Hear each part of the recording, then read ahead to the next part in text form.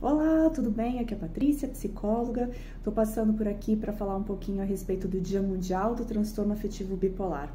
Foi ontem, dia 30 de março, e essa data foi escolhida para conscientização desse transtorno a partir do dia do aniversário do Van Gogh, que é um pintor holandês do século XIX, bastante conhecido. Segundo alguns estudos de biografias dele, e também, em conjunto com o que se sabe a respeito da doença hoje, a gente pode inferir que o Van Gogh tinha um transtorno afetivo bipolar. Então é por isso que essa data foi escolhida. Então vamos falar um pouquinho de saúde mental.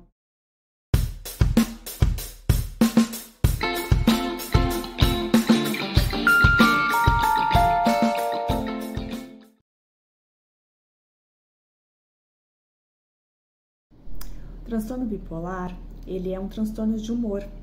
Isso significa que há uma alteração do humor da pessoa. Períodos de humor eufórico ou também uma agressividade ou irritabilidade alternado com períodos deprimidos. No entanto, a gente sabe que hoje essa alternância nem sempre aparece no paciente. Ou seja, ele entra em mania ou hipomania, nesse humor eufórico, exaltado, e não tem o período deprimido. Ou o paciente vive muito mais no período deprimido do que na mania.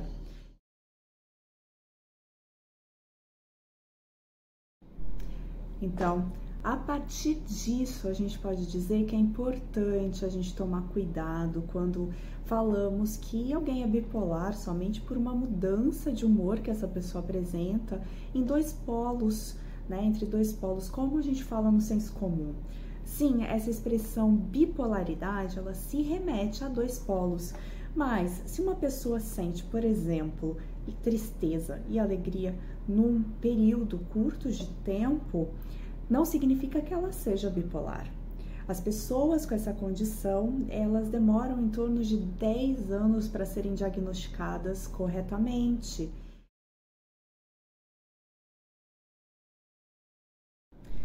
Existe um desconhecimento sobre a manifestação do transtorno afetivo bipolar. É importante que a gente mantenha na nossa cabeça que para se constituir como um transtorno mental, existe um prejuízo muito grande na vida, tanto do paciente quanto para as pessoas que convivem com ele.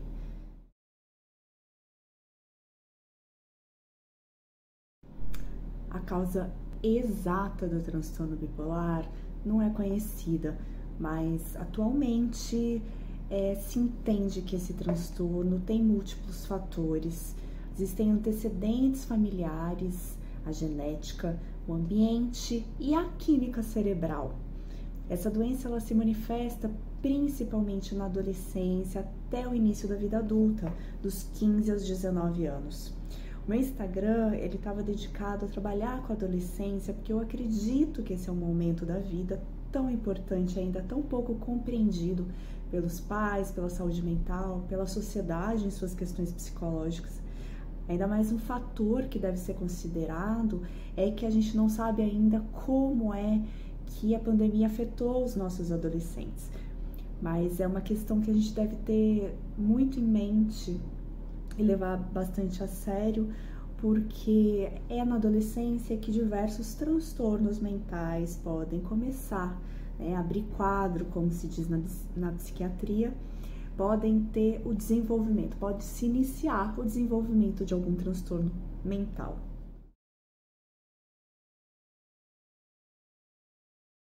Vou passar a falar agora a respeito das características desse transtorno.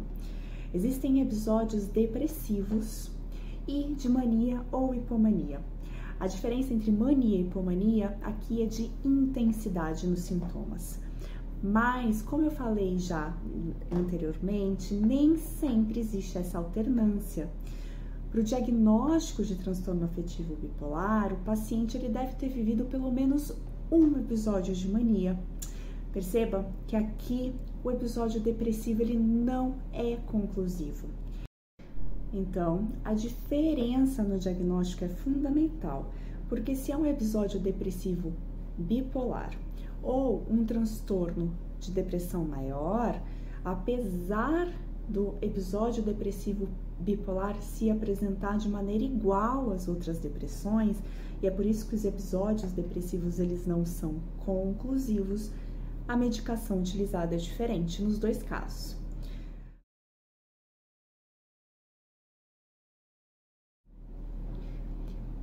Existe uma diminuição no interesse e no prazer em fazer coisas que antes o paciente gostava.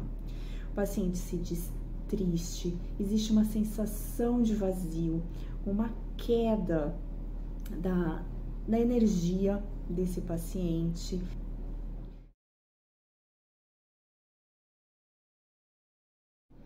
Já em relação aos períodos de mania ou hipomania, em que o paciente ele se apresenta com um humor eufórico ou com uma irritabilidade, agressividade significativa, existem sentimentos que tendem a ser positivos e aumentados, no sentido de que eles não condizem com a personalidade do paciente.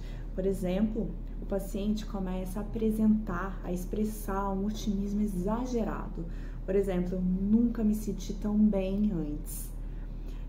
Um sentimento de grandiosidade em que a autoestima é aumentada.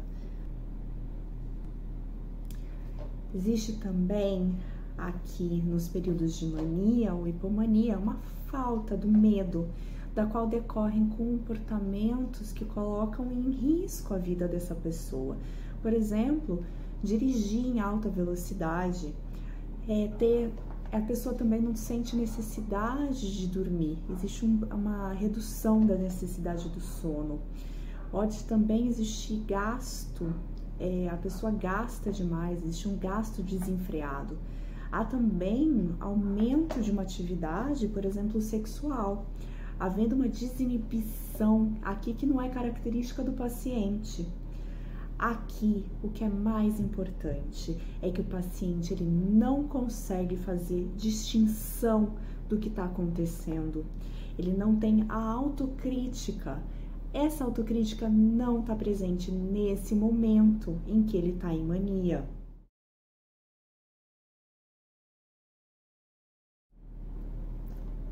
Então, o paciente ele não consegue fazer uma avaliação sobre o que ele fez.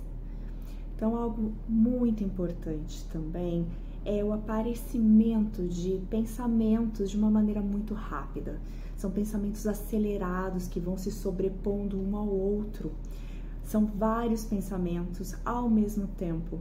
Isso vai dificultar a concentração do paciente, acaba sendo prejudicial à memória dele e também à aprendizagem.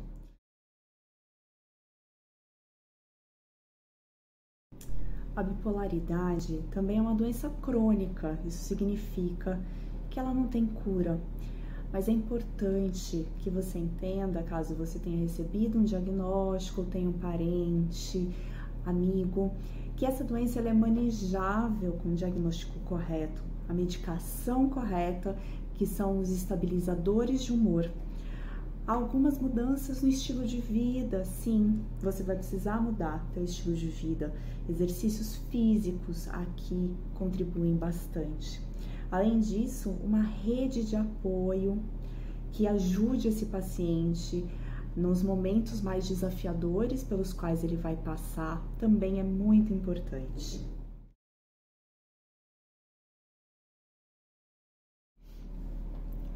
Hoje em dia, o transtorno bipolar também vem sendo mais discutido na sociedade, até mesmo com diversos artistas e com a ajuda desses artistas vindo a público e contando um pouco das suas histórias sobre como é viver com o transtorno afetivo bipolar.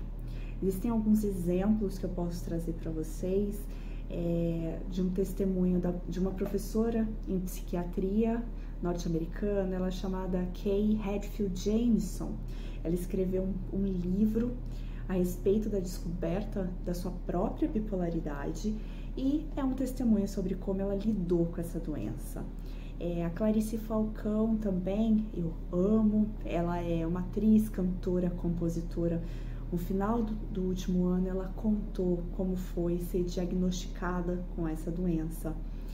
Existe também uma grande cantora maravilhosa, Nina Simone.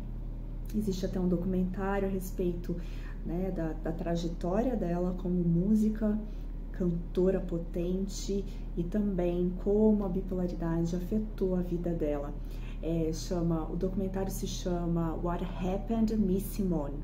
É muito legal, acho que está na Netflix, e acho que alguns testemunhos são interessantes para as pessoas que tiveram esse diagnóstico não se sentirem sozinhas, não se sentirem sem apoio, né? Entender um pouquinho que aquela experiência vivida por elas não é algo que só ela está vivendo.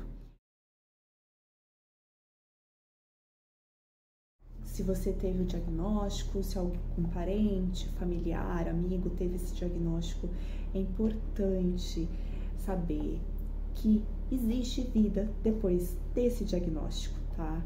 Então, trazer algumas pessoas para que você possa entender um pouco do sofrimento dessas pessoas a partir da experiência delas, eu trago aqui no sentido de compartilhar, né? Compartilhar essas experiências para que você também não se sinta sozinho na sua caminhada. Eu espero que eu tenha te ajudado um pouquinho, espero que você tenha gostado desse conteúdo. E eu deixo aqui meu forte abraço e espero te ver na próxima. Até mais!